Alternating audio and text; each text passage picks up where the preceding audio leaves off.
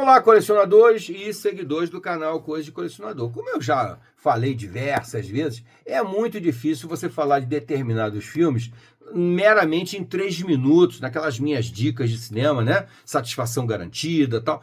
Tem filmes que realmente é impossível eu falar minimamente dele em 3 minutos. Eu peço até desculpas, né? Mas ali o objetivo é meramente chamar a sua atenção para um filme que pode ter passado despercebido de você até hoje. Você não ter visto aquele filme, então tem essas dicas de filme Satisfação Garantida, que é meramente uma chamadinha sobre o filme. Não tem a menor intenção de esmiuçar um pouco mais, falar um pouco mais. Então, aqui sim, aqui num videozinho um pouco mais longo, eu vou falar dessa nova franquia, se é que se pode chamar de nova franquia, mas uma recuperação de uma franquia eterna, uma franquia que tem milhares de fãs pelo mundo. Eu acho que talvez seja até a franquia que tem mais fãs pelo mundo, devido às continuações que ela já teve até hoje. Eu estou falando, logicamente, de Star Trek. Star Trek, também conhecido como Jornada nas Estrelas, aqui no Brasil, é uma série dos anos 60, né? Maravilhosa, que marcou toda uma geração, a minha geração, é extremamente influenciada por essa série, e que, para os mais ortodoxos, como eu, né, os que são mais pragmáticos, não conseguiram gostar das séries seguintes, que são filhos de Jornada nas Estrelas original, tá? Aí depois teve, sei lá, tem uma meia dúzia de séries aí, todas espetaculares. Tem uma nova agora, né, que tá aí também, se não me engano, no Amazon Prime, né? Que é até fazendo uma pegada diferente, trazendo o Capitão Pike e tal. Interessante, legalzinha, mas nenhuma série se compara à série original, que é um verdadeiro ícone, que eles chamam até de a série clássica, né? A série de 66. E aí o J.J. Abrams, que é um diretor que eu respeito muito, passei a respeitar um pouco mais depois disso aqui, porque, na minha opinião, é um grande desafio, ou talvez o maior de todos os desafios para um diretor de cinema, é pegar um clássico que foi extraordinariamente bem feito, muito bem feito mesmo, e tentar trazer ele, fazer o que o pessoal chama hoje em dia, né? Remake. O tal do remake. 90% dos remakes que são feitos são uma bela porcaria. 90% é uma bela porcaria. Tá? Ou repete o filme original e não acrescenta nada, que são os menos piores, repetem o filme original e não acrescentam nada. Aqueles efeitos especiais, tal, né? A capacidade hoje em dia tecnológica é muito maior, tá bom. Mas a grande maioria estraga o filme. São raríssimos os exemplos de coisas que eu acho que o remake foi tão bom quanto, ou menos ainda, que foram melhores. É muito difícil mesmo. Eu estou lembrando aqui de A Morte Perde Carona. A Morte Perde Carona, que é um filme de 1982 ou 86, não sei. Ele depois teve uma refilmagem em 2007, que eu considero melhor do que a original. Apesar de que eu gosto muito da original, tá? Gosto muito da original. Mas a de 2007 realmente conseguiu dar um pouco mais de medo na gente, um pouco mais de terror. Ficou muito bem feito. Bom, mas o J.J. Abrams assumiu o desafio e refez Jornada nas Estrelas. Meu Deus! Na época eu já fiquei com medo. Eu falei, cara, eu vou ver isso aí, não vai dar certo, tal, não sei o quê. Porque a série Jornada nas Estrelas de 66 já foi um marco nos 3 anos em que ela existiu, tá? Histórias incríveis, fantásticas, logicamente, com uma linguagem de cinema, de televisão, muito inferior à que nós temos hoje em dia, né, gente? Praticamente não tinha tecnologia naquela época. A tecnologia que tinha na época era daquela época, né? Muito simplesinho, na época da máquina de escrever, né? Nós hoje em dia vivemos no mundo virtual. Naquela época se vivia na máquina de escrever.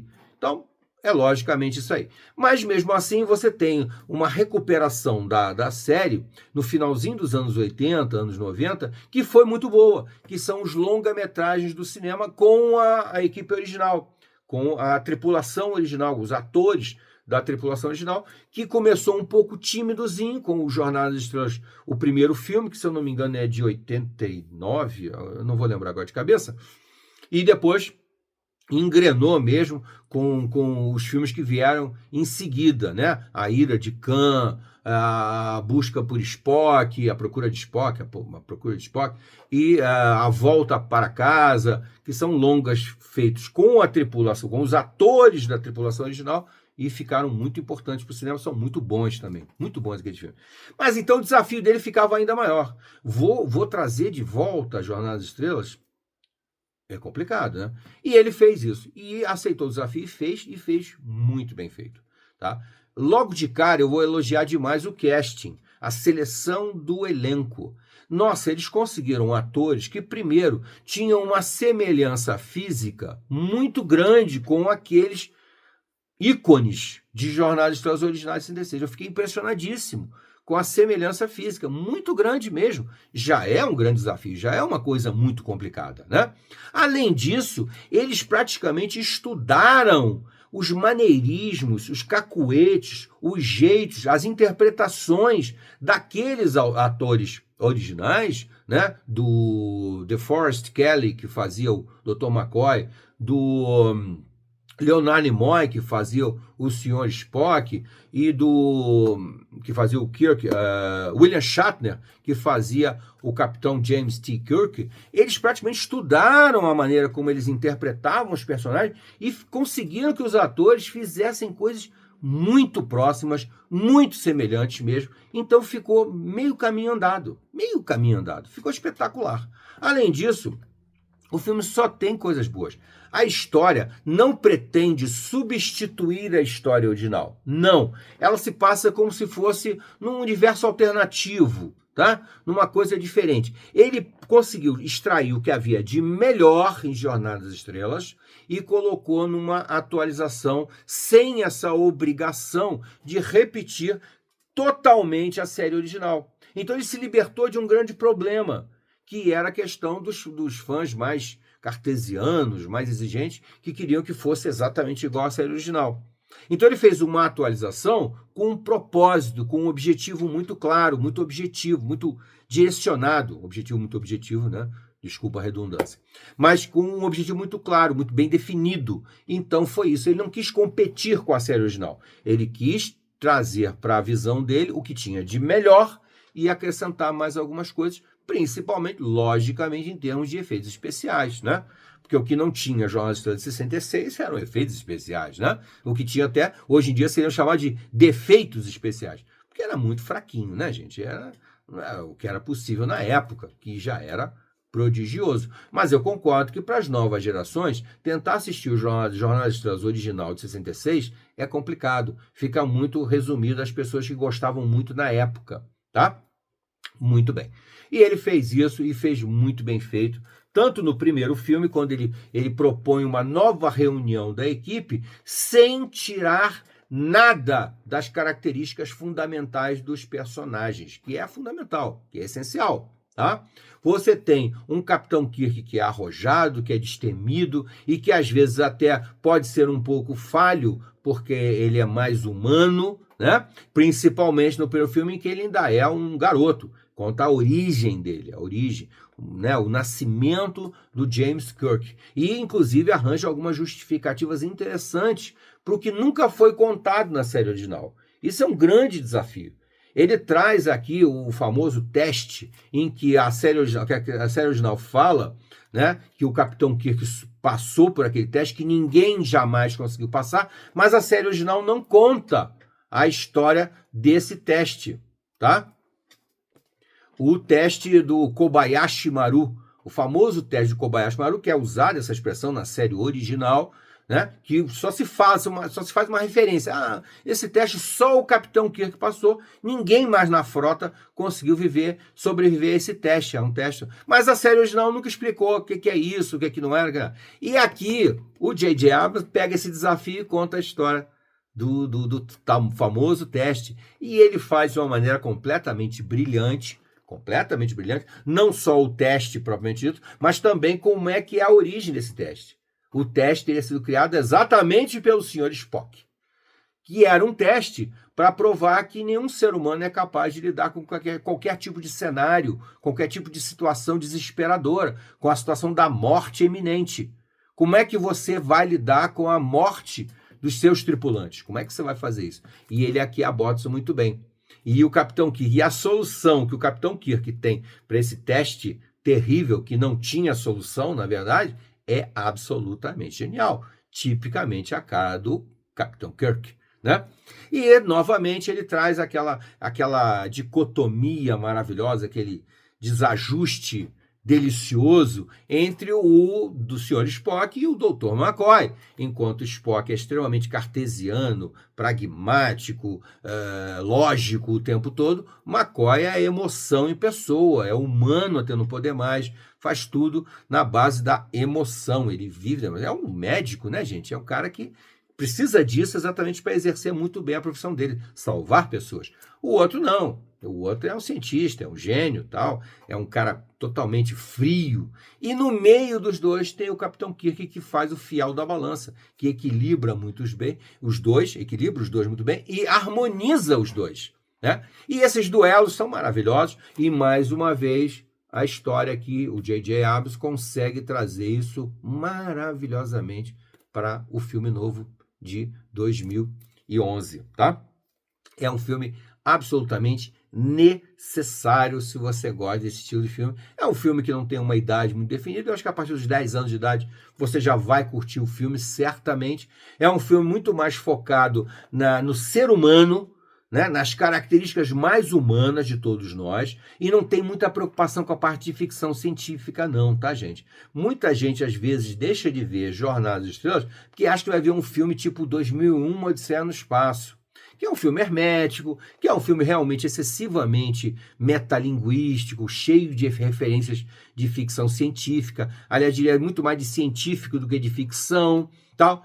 Não é nada disso. Jornada nas Estrelas usa a ficção científica como pano de fundo para fazer uma grande análise da alma humana, dos sentimentos humanos, das nossas melhores qualidades, dos nossos piores defeitos.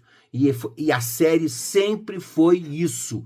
A série de 66 não tinha a menor preocupação em ser excessivamente científica. Não, não, não. A ciência entrava ali como coadjuvante. O que estava em discussão ali eram as características humanas, muito bem representadas por esses 6 personagens que no filme são até melhor explorados do que a série original.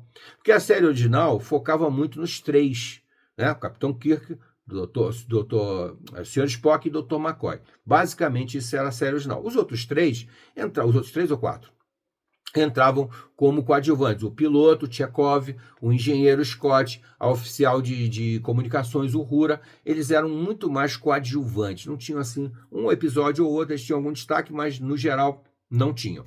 Aqui não. Aqui os 6 têm um peso quase igual. Tem muito peso a participação deles aqui e foram muito bem escolhidos e acrescentaram uma série de coisas que talvez até os personagens originais não tinham. No caso do Sr. Scott, né? O famoso engenheiro, ganha uma personalidade mais profunda, com mais detalhes. A mesma coisa o Chekhov ganha mais profundidade, mais detalhes. E é o Uhura também, né? Que passa a ter um relacionamento mais forte com o Sr. Spock, né? É maravilhoso esse filme. E na continuação, ele fez o segundo filme, depois ele para. O J.J. Abrams não faz o terceiro filme da trilogia. E você percebe claramente isso, tá, gente? Claramente. Os 2 primeiros filmes têm toda a cara, tem o DNA, tem as marcas de Jornada das Estrelas, Star Trek, a série original de 66. O terceiro filme, não. O terceiro filme foge muito do contexto, vai muito mais até para Star Wars. Passa a ser um filme com muitos alienígenas, com muitos bichinhos, monstrinhos, não sei o que, babá. Perde totalmente aquela dinâmica maravilhosa dos 2 primeiros. Mas eu não estou aqui para criticar o terceiro filme, eu estou aqui para elogiar ainda o segundo filme, que é Into the Darkness, né? Dentro da escuridão. Eu não me lembro agora como foi o título em português certo, não, gente. Tem a ver com a escuridão. Que é isso aqui mesmo, né? Into the Dark. Aqui, meu amigo, além da ação e da aventura, tem um drama muito forte. No primeiro também teve, tá? Mas no segundo, o drama fica muito mais intenso, porque ele vai trazer um dos episódios mais marcantes da série original para dentro da franquia nova, que é a história do Khan, né? o que seria um produto da genética, um homem criado a partir de engenharia genética e que é absolutamente incrível, perfeito. Só que a inteligência superior dele, a força superior dele, as qualidades todas que incluíram nele também deram a ele uma personalidade medonha, de um cara extremamente perigoso que acha que pode se tornar um déspota, um ditador. Aliás, é um tema, né, que de vez em quando a gente tem que ver por aí, né? Gente que se acha tão superior aos outros que acha que tem o direito de mandar nos outros. Uau! E o Khan, né, que não só estava na série original, mas que voltou com o mesmo ator, que era o Ricardo Montalbán, grande ator, né, que fez a série original, voltou fazendo o próprio personagem nos filmes do cinema dos anos 90, né, quando ele faz A Ira de Khan, né, o segundo filme da franquia dos anos 90, aqui ele volta novamente o mesmo personagem, só que aqui nesse universo alternativo, digamos assim, mas o personagem continua com aquelas mesmas marcas, tanto da intelectualidade muito superior, da força muito superior, força física muito superior, mas também na maldade, na crueldade também, que aqui também volta a aparecer muito bem mesmo. O segundo filme é tão bom quanto o primeiro e vai resgatar também outro momento da série, da franquia, que ficou muito famoso em A Ira de Khan. Em A Ira de Khan, o Capitão Kirk enfrenta, A Ira de Khan lá dos anos 90, o Capitão Kirk enfrenta o grande dilema que ele nunca enfrentou na série, que é uma abordagem muito legal que eles trazem para dentro desse filme, para o filme já dos anos 90, e aqui também, que é enfrentar a morte. Né? O Capitão Kirk, que até hoje sempre enganou a morte, finalmente é obrigado a enfrentar a morte. E ele fez isso no filme genial, que é a Vingança de Khan, a Ira de Khan. Estou falando da vingança, tá errado, né, gente? A Ira de Khan. A Ira de Khan, lá dos anos 90, ele pela primeira vez é obrigado a enfrentar a morte, que ele não tem como lutar contra ela. E ele até usa uma frase sensacional quando ele diz assim: eu nunca enfrentei a morte, eu sempre tapeei a morte. E ele fez isso, né? Ele tapeou a morte o tempo todo. Aqui, o J.J. Abrams, o pessoal da produção, né, roteiros, fazem a coisa só que no sentido invertido. Quem vai ter que enfrentar aqui, no caso, é o Sr. Spock. Então, é muito legal também. Ele faz, como ele tem liberdade, que ele está trabalhando com um universo alternativo, ele tem essa possibilidade de fazer algumas movimentações e faz isso de uma maneira brilhante, espetacular, tá, gente?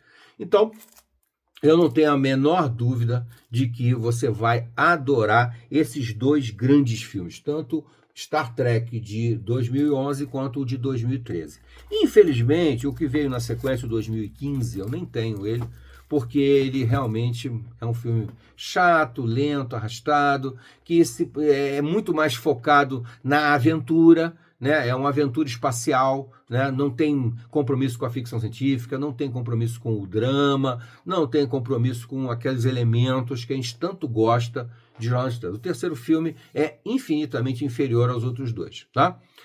Até digo para vocês, nas minhas dicas de filme Satisfação Garantida, eu nem coloquei o terceiro filme, coloquei os dois primeiros, o de 2011 e de 2013, que valem muito a pena assistir mesmo. Eu dei aqui um panorama bem simplesinho das coisas que mais me emocionaram nos filmes, mas eu tenho certeza que você vai encontrar muitas outras coisas, tá? Se você chegou até aqui, deixa o gostei ou não gostei, faz parte da brincadeira. Se inscreva no canal e dá aquele hype pra gente aí, continuar mostrando coisas assim para vocês e trazendo isso para o debate. Vem para o nosso clube de membros também, porque eu também vou sortear no clube de membros itens que por acaso eu decida me desfazer. Eu vou sortear entre os membros e já tem aí um bom material para eu fazer esses sorteios, tá, gente? Assim que o clube de membros atingir, sei lá, umas 20 pessoas, mais ou menos assim, a gente já vai começar a fazer uns sorteios através das nossas lives, que também vamos ter lives no nosso canal muito em breve, tá bom? Até a próxima.